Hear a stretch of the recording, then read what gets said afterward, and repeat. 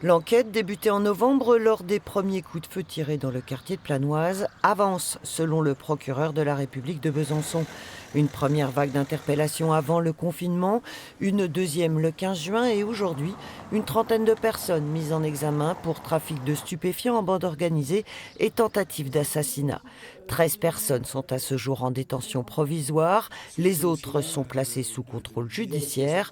La plupart ont entre 18 et 25 ans, à l'exception de 3 mineurs placés en structure éducative et 2 mères de famille. Nous avons vraiment beaucoup d'éléments à charge dans ces dossiers, des éléments d'ADN, des éléments de saisie, des éléments de témoignage, des éléments d'écoute. On a des dossiers extrêmement solides, inhabituellement solides. Les dossiers de trafic de stupéfiants, souvent, c'est une écoute qu'il va falloir interpréter sur ce que ça veut dire, etc. Là, vraiment, sur chacun de nos objectifs, nous avons des éléments à charge vraiment forts. Le travail sur ce dossier qui oppose deux bandes rivales se disputant un territoire de revente de drogue se poursuit, précise le procureur. Planoise est un quartier de reconquête républicaine. Nous ne lâcherons évidemment pas une miette de ce terrain pour l'occuper au maximum et empêcher que les deals ne se réinstallent et ne reprennent la même ampleur.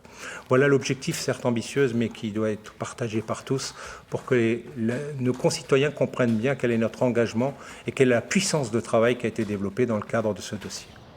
Des fusils, des produits stupéfiants, mais pas en grande quantité, et de l'argent liquide ont été saisis.